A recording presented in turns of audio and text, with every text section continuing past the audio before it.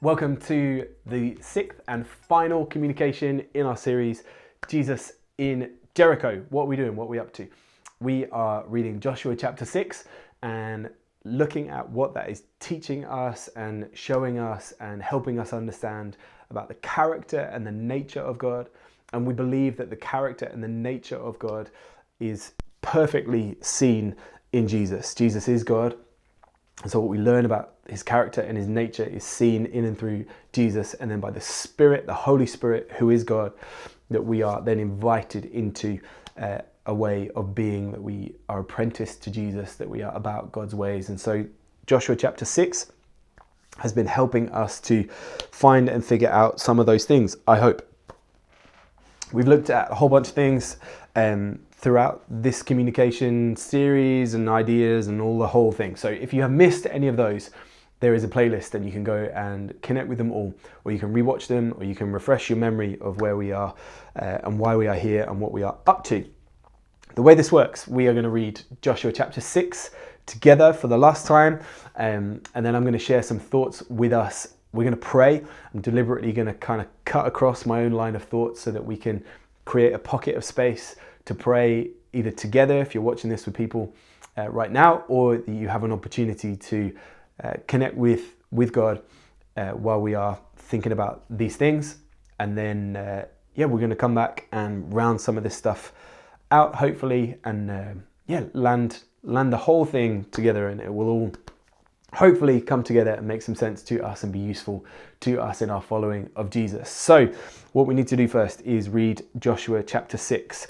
Again, if you've got a Bible with you, great, get yourself there. If you haven't, don't panic, the words will appear, whichever is easiest for you to follow along with. But let's read Joshua chapter 6 together for the last time. Now Jericho was shut up inside and outside because of the people of Israel. None went out and none came in.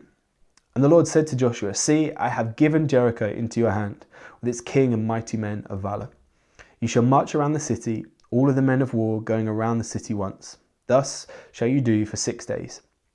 7 priests shall bear 7 trumpets of ram's horns before the ark.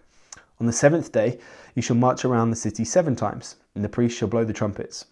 And when they make a long blast of the ram's horn, and you hear the sound of the trumpet, then all the people shall shout with a great shout, and the wall of the city will fall down flat, and the people shall go up, everyone straight before him."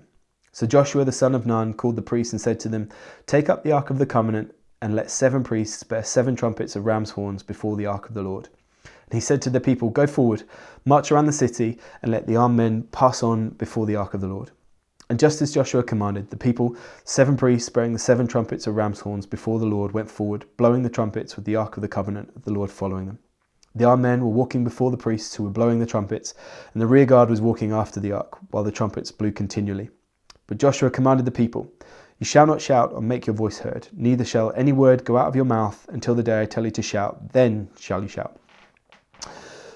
So he caused the ark of the Lord to circle the city, going about it once, and they came into the camp and spent the night in the camp. And Joshua rose early in the morning, and the priests took up the ark of the Lord, and the 7 priests bearing the 7 trumpets of the ram's horns before the ark of the Lord walked on. They blew the trumpets continually, and the armed men were walking before them, and the rear guard was walking after the ark of the Lord, while the trumpets blew continually. And the 2nd day they marched around the city once and returned to the camp. So they did for 6 days. On the 7th day they rose early at the dawn of the day and marched around the city in the same manner 7 times.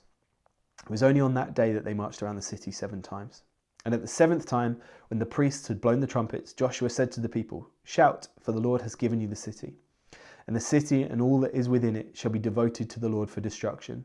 Only Rahab the prostitute and all who are with her in her house shall live, because she hid the messengers whom we sent. But you, keep yourselves from the things devoted to destruction, lest when you have devoted them you take any of the devoted things and make the camp of Israel a thing for destruction and bring trouble upon it. But all silver and gold and every vessel of bronze and iron are holy to the Lord. They shall go into the treasury of the Lord." So the people shouted, and the trumpets were blown. As soon as the people heard the sound of the trumpet, the people shouted a great shout, and the wall fell down flat. So the people went up into the city, every man straight before him, and they captured the city. Then they devoted all in the city to destruction, both men and women, young and old, oxen, sheep, and donkeys with the edge of the sword. But to the two men who had spied out the land, Joshua said, "Go into the prostitute's house and bring out from there the woman and all who belong to her, as you swore to her." So the young men who had been spies went in and brought out Rahab and her father and mother, brothers, and all who belonged to her. And they brought all her relatives and put them outside the camp of Israel. And they burned the city with fire and everything in it. Only the silver and gold and the vessels of bronze and of iron they put into the treasury of the house of the Lord. Rahab the prostitute and her father's household and all who belonged to her, Joshua saved alive. And she has lived in Israel to this day, because she hid the messengers whom Joshua sent to spy out Jericho. Joshua laid an oath on them at that time, saying, "Cursed before the Lord be the man who rises up and rebuilds this city Jericho. At the cost of his firstborn shall he lay its foundation, and at the cost of his youngest son shall he set up its gates." So the Lord was with Joshua, and his fame was in all the land. All right, so for the last time, let's lift some things out of this. Again, we're not trying to line by line the entire chapter. There are things in here that demand our time and attention that we just don't have the space to do in this series. That's okay. So please keep reading, keep studying, keep talking to each other about what you find, what God is talking to you about in Joshua chapter 6 and beyond. But we need to lift something out to kind of bring all of this together and help us understand some of why we've been where we've been and what we're looking at and how it all kind of helps us. And so we are reminded that this Joshua chapter 6 is about God revealing his character, his nature, his ways to us. This is not about us, this is about God.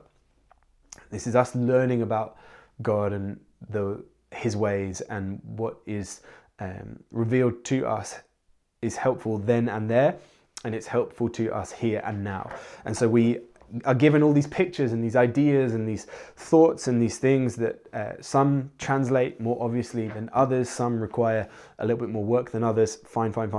We invest ourselves in doing all of those things.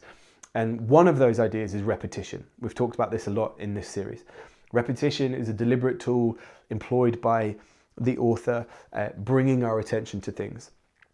And so I feel it's fairly obvious from Joshua chapter 6 that 7 is repeated a lot. That we have a lot of 7s. And so that has to bring our attention to it, because that's purposefully, we understand from the style of literature, in time and in place, that is a device, something deliberate that is happening. It's not an accident. And so it's trying to teach us and tell us something. So what do we know about 7? Without getting too weird about it or getting too lost in the weeds here, think of 7 as completeness. Think of 7 as representing spiritual perfection. Think of 7 as representing totality. Think of 7 representing fullness.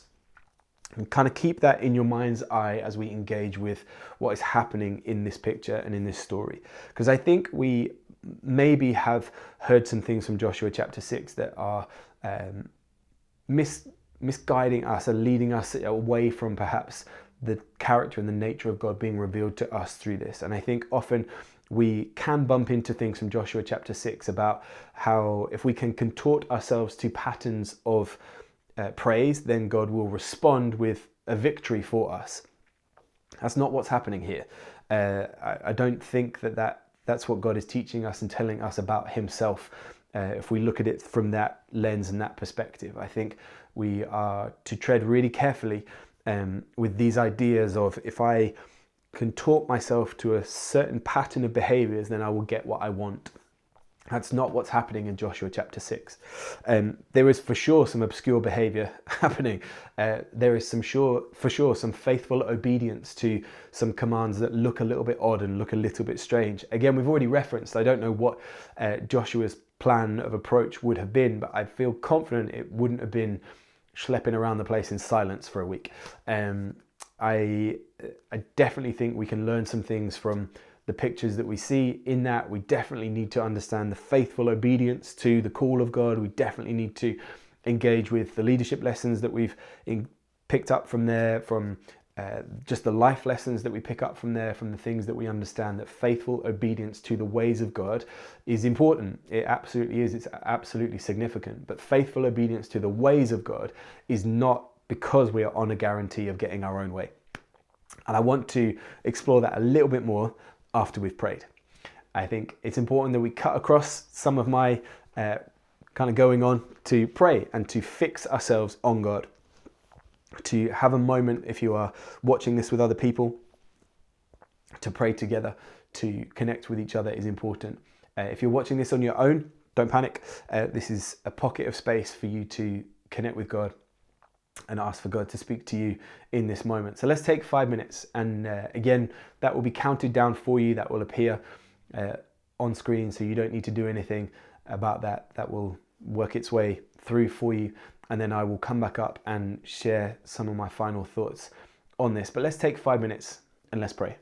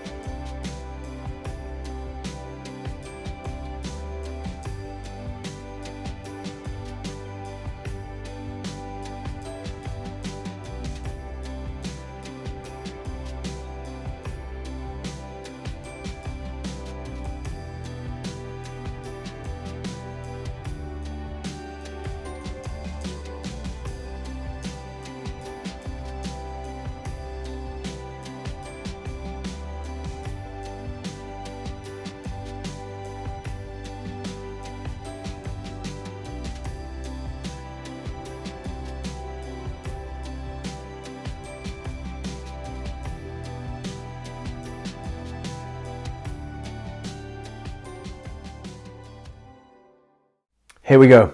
This is it. This is the wrap up. So carry with you in your mind's eye, in your thinking about Joshua chapter 6, this idea that 7 is a picture of completeness. Carry that with you as we kind of make our way through this last little bit. And I think we can, again, grab a hold of something and it can take us in a direction that we're probably not supposed to travel in with these ideas that I think we can probably get to a point where we think, well, because they were faithfully obedient to the things of God, then the walls fell down. I'm not so sure. I'm not as convinced of that as an idea. I think their shout is something different. And I think we need to maybe be careful about our lens and our filter that we're approaching this text with, because we have gone on to read the rest of the story. We have read the book of Joshua, or we've read other things in scripture. We've maybe encountered in Hebrews where by faith the walls of Jericho came down. And I think it's helpful for us to engage what that picture is teaching us and is telling us. I don't think this is a picture of war. I think this is a picture of worship, and maybe not in the ways that perhaps we have engaged with it. I don't think the consequences of worship are getting our own way. That's not what I'm saying. I think this is a moment of realization for the people of God. I think this is a moment, a culmination of the things that we've spent the last 5 communications thinking about. That these people knew that God was faithful, that he was faithful to his covenant promises. He was going to keep the promise that he had made, that he was in the business of creating this holy space, that there was a way, a plan for redemption, that his name is significant. It's teaching and telling us who God was, is, and forever will be. We have thought about the rescue of Rahab and how we see our story in her story, and how we understand that there is a way for us to be brought into the faithfulness of God, to be in community with God. We've thought about being in that faithful remnant, offering salvation, offering and communicating hope and new life and joy and peace and grace and mercy, instead of perhaps seeing those opportunities as what we lack. We get to communicate what we are in possession of, the symbolism of Jericho and the significance of that and how it represents the promise. I don't think we're always as quick to connect the dots with doing the laps. And I think we see in the silence, we can misinterpret the song. And that for the 6 days that they were walking around and the people were not to open their mouths, I think we can maybe misunderstand some of what's happening. But think about in those spaces, think about the tension of that, think about the oddness of that, think about the obedience of that. Absolutely take those lessons from that space, and then think about carrying what 7 is a picture of. What 7 is a picture of completeness. They were already carrying completeness with them.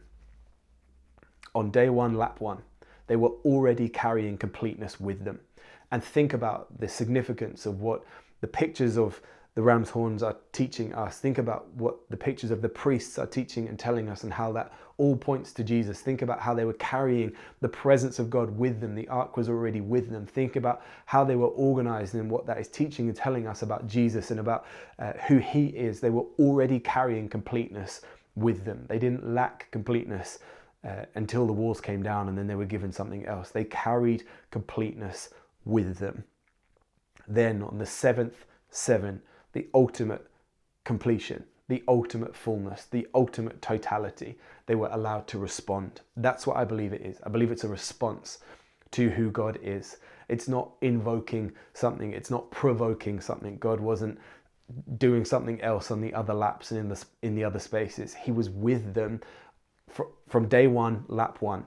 They carried completeness with them the entire way round, the entire journey. It would have taken them about an hour, we think, to complete a lap of that. So the previous 6 days where they'd gone out and done this lap, and then the 7th day they get to do it 7 times, the culmination of 7 hours of walking around this place. They were allowed to respond with a cry, I believe, a cry of praise. I don't believe it's a cry of war. I don't believe it's a declaration of violence. I don't believe it's a declaration of people getting their own way as a consequence of contorting themselves to weird behavior. I think it's a response of praise to who God is, that he has demonstrated his faithfulness, that he has demonstrated his invitation to redemption, He is demonstrating, as we read on and read through, the invitation, and in our picture as it is mirrored in God's revealing his nature and his character to us, that we are invited as they were invited on the seventh seven, on the ultimate completion and totality, to give a response of praise. How does that help us? Where does that speak to us? Jesus is the fullness, is the completeness, is the totality of the promises of God. We are the recipients of those things by faith.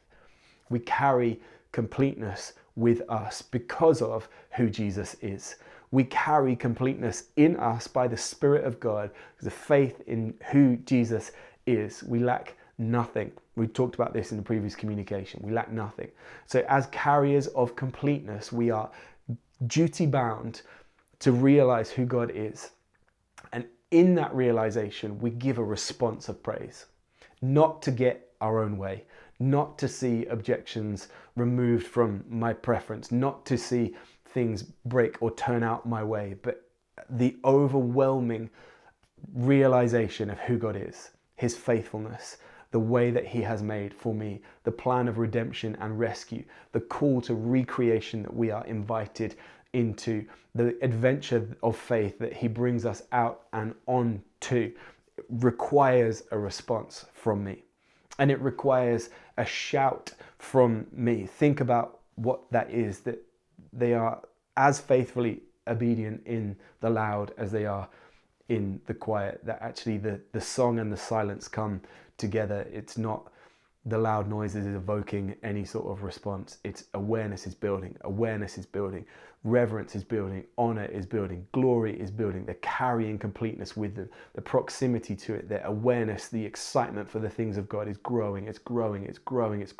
And then at the culmination of those things, the completeness and the totality in all of its fullest form, we understand that as Jesus. This is a picture of Jesus. This is a picture of Jesus in Jericho. This is a picture of the completeness of God being made available to those who by faith will believe that he is who he says he is, and we respond.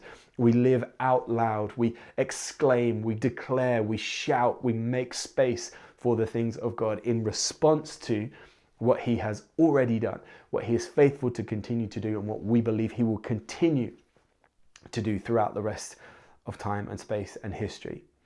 I hope this is exciting you. I hope this is helping Joshua chapter 6 make sense to you, that we are invited into this ceremony that we see in Joshua chapter 6, this procession, this walking with completeness, this response in praise. It's not the limits of music. It's not the limits of weird behavior. It's not the limits of contorting ourselves to oddness so that God will give us what we want. But as we are faithfully obedient to God, our awareness of his proximity to us increases. Our awareness that we carry completeness with us by the Spirit of God develops in us. And now it changes the way that I respond. It changes the way when I am allowed to let out a cry. It's a cry of praise. It's a response to who God is. It's not a demand for action. It's a response that actually I carry completeness in me, that Jesus has made a way for me to be included, to be invited, to be blessed, to be discipled. That I carry that in me by the Spirit of God, not as a consequence of my behavior, not as anything that I am capable of doing, but because of who he is and the invitation to then be transformed in his community for his glory, in his image, for his cause. This is all about him. This is all about him, and the revelation of who he is causes us to shout, metaphorically and then sometimes literally. It causes a response in us. I hope that response is building in you this week. Carry that understanding, that picture of completeness, the things that are available to you, the proximity of the presence of God, that you are allowed to walk with in community, in the way that God organizes and orchestrates his kingdom to come for his glory in his name, that he is faithful, that he has made a way, that we are redeemed by faith, that we are restored by faith, that there is salvation, that there is hope, that there is good news, that there is life, that there is joy in the completeness of what we carry because of who Jesus is. Talk to somebody about it, tell somebody about it, engage with them about it. I hope this has been helpful for you. That we get to carry this stuff, that we get excited about this stuff. This is my final communication with you, for you. 10 years of being on the Isle of Man. This is the conclusion of that. So thank you. Thank you for sticking with it. Thank you for your support. Thank you for your help. Thank you for just the last 10 years. And be helpful to those that come next. Dig in for them, support them, turn up for them, champion them, be positive, encourage, find a way to find and follow Jesus together, keep making disciples, include people, invite people, bless people, love really, really well because we are loved. We carry completeness because of who Jesus is. Go and tell someone about him. Make a mess for the kingdom of God. Disrupt your patterns of existence because he's worth it. Shout, find ways to shout in your existence in response to who God is. Be brilliant, and we will see you maybe soon. Bye.